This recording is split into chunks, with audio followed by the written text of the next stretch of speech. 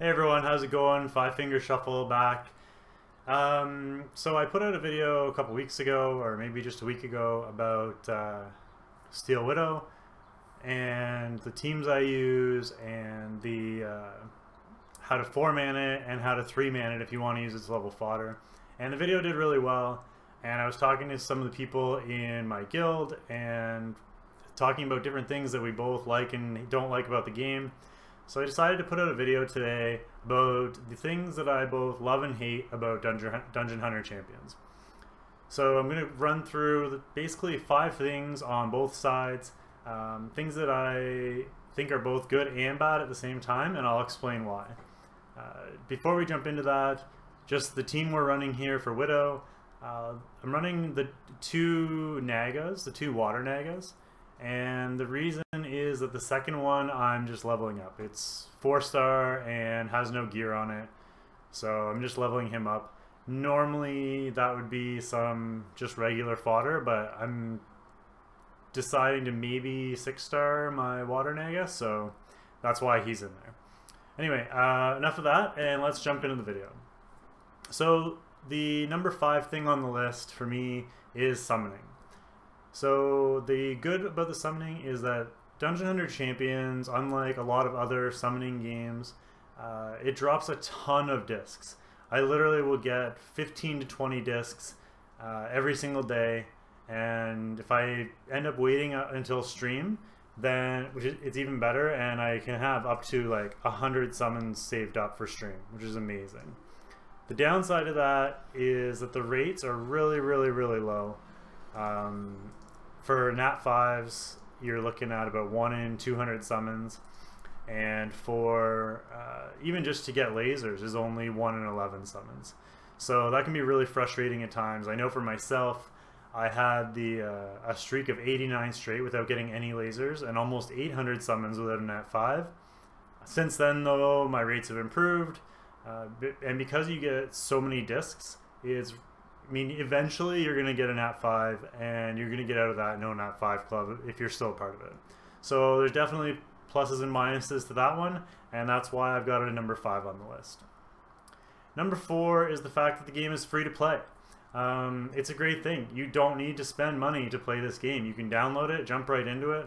Especially at the beginning of the game, there's so many opportunities for free gems and free energy and a whole bunch of stuff. There's a whole bunch of rewards throughout it. They did a really great job at giving all the quests and kind of making sure at the beginning of the game was really easy to get into.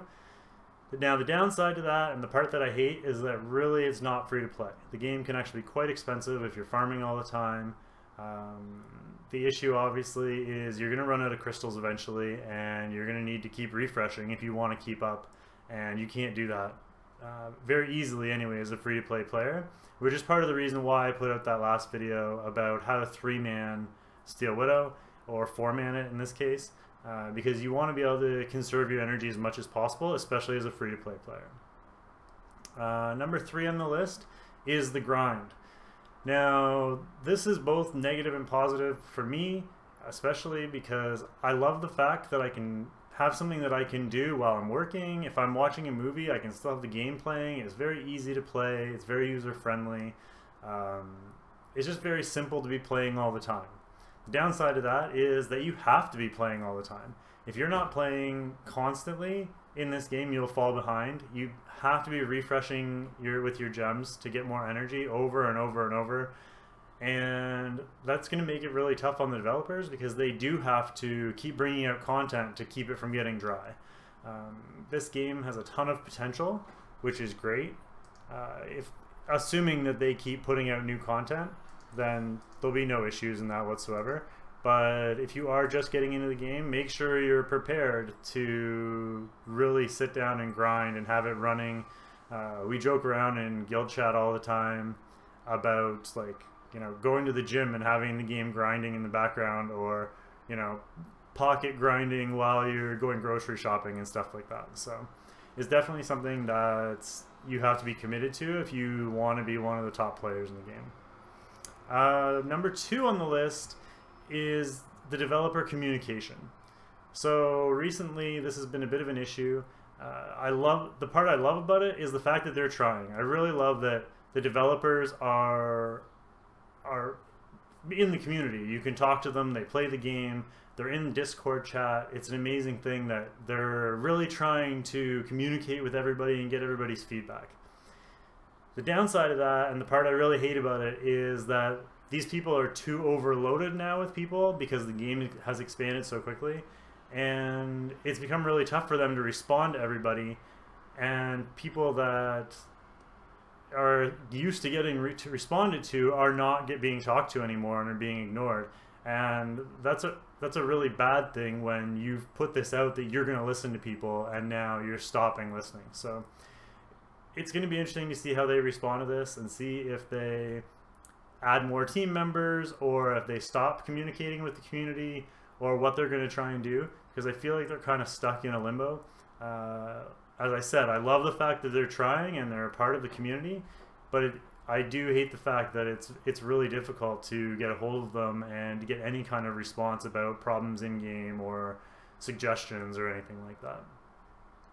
And the number one thing on my list is the fact it's a brand new game. This game's been out for less than 2 months now, or right at 2 months, I guess. And it's an interesting dynamic at the beginning of any game. It's the great part, and the thing the thing I really like about it is the fact that you can start fresh. So everyone at the beginning of the game is basically the best in the world. You're starting at the top, and you have a chance to be one of the top players in the game because nobody's ahead of you. You have no catching up to do. It's a kind of a nice thing. It's a bit of a novelty being able to start at the beginning of the game. I know there's a lot of games like this that I've played that I started late and I spent so much time trying to catch up, and it's really difficult to catch up in those sort of games. So if you like this style of game, then starting now is a great thing because you don't have that much to catch up and you can catch up really, really easily. The downside to this, and the part that I hate, is that new games have a lot of problems. DHC just went through this huge thing about rollbacks, and I know myself, I was really punished by it personally, and it really kind of grinded my gears a little bit. Part of the reason I was provoked to make this video, because what really happened is I was locked out of the game for 24 hours, and then there was no compensation for that. There was compensation to people that were locked out for only a couple hours and got rolled back, but for people that were locked out for 24 hours, there was not only no compensation, but there was also no response from the devs. I know there's multiple people in my guild and many people in many other guilds as well that had this problem. And the issue is that we've put ourselves out there trying to help and trying to talk about things we can do to help the game, and then we're used to getting this response, and then we get locked out of the game and they just ignore us. So that's a bit of an issue. They're going to have to work on that, increase their level of support, or I don't know what they're going to do.